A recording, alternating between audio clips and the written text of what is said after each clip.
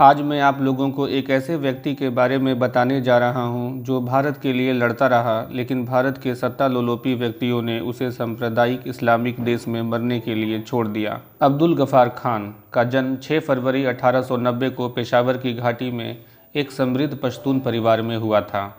उनके पिता बहराम खान एक जमींदार थे। अब्दुल गफ्फार खान को बादशाह खान या बाचा खान के नाम से भी जाना जाता है। उन्होंने अपनी विद्यालयी शिक्षा अंग्रेजी माध्यम के एडवर्ड मिडिल स्कूल से प्राप्त किया था। यह विद्यालय उनके पश्तून क्षेत्र का एकमात्र अंग्रेजी विद्यालय था जिसे क्रिश्चियन मिशनरीज चलाते थे। 10वीं उत्तीर्ण करने के बाद उन्हें ब्रितानी सेना में अधिकारी का पद का प्रस्ताव मिला, जिसे उन्होंने ठुकरा दिया क्योंकि उस समय सेना में अधिकारियों को द्वितीय दर्जे की नागरिकता प्राप्त थी। उन्होंने अपनी उच्च शिक्षा अलीगढ़ मुस्लिम विश्वविद्यालय से प्राप्त किया। उन्होंने 20 वर्ष की आयु में पश्तून स्वतंत्रता आंदोलन में कूद पड़े। उन्होंने 1921 में अफगान रिफॉर्म सोसाइटी की स्थापना की। 1928 में जब वो हज करके वापस लौटे तो उन्होंने पश्तून भाषा में मासिक राजनीतिक पत्रिका निकाला था। 1929 में उन्होंने खुदाई खिदमतगार या सर्वेंट ऑफ गॉड की स्थापना की थी, जिसे ब्रिटिश राज ने कुचलने में कोई कसर नहीं छोड़ी थी। ये गांधी जी के अनुयायी थे और दोनों एक दूसरे का आदर करते थे, इसलिए खान साहब को सीमांत गांधी भी कहा जाता था। वो कांग्रेस पार्टी के कद्दावर नेता थे। जब भी कांग्रेस और गांधी जी में मतभेद होता तो बाचा खान गांधी जी को समर्थन करते थे। 1931 में, यानी जिस वर्ष भगत सिंह को फांसी दी गई थी, उसी वर्ष बाचा खान को कांग्रेस पार्टी का अध्यक्ष पद का प्रस्ताव दिया गया। उन्होंने यह कहकर मना कर दिया कि उन्हें पश्तून आंदोलन को मजबूत करना है, लेकिन वो कई वर्षों तक कांग्रेस पार्टी के सदस्य रहे।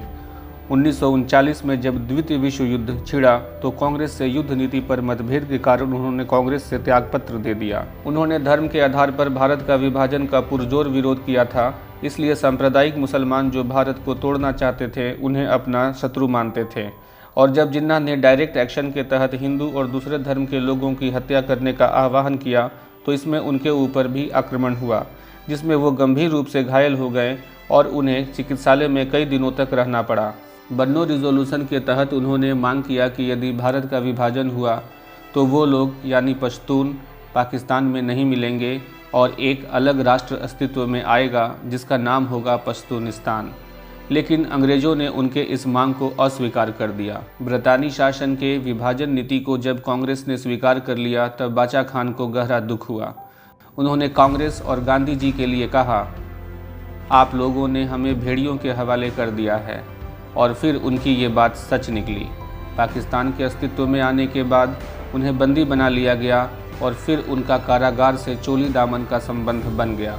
बादशाह खान ने पाकिस्तान की संसद में कहा, ब्रिटिश राज में मैं कई बार कारागार गया, लेकिन अंग्रेज़ों का व्यवहार कुछ सीमा तक सहनीय और शिष्ट था, लेकिन इस इस्लामिक देश में मेरे साथ जो व्यवहार हो रहा है मैं आप लोगों को नहीं बता सकता।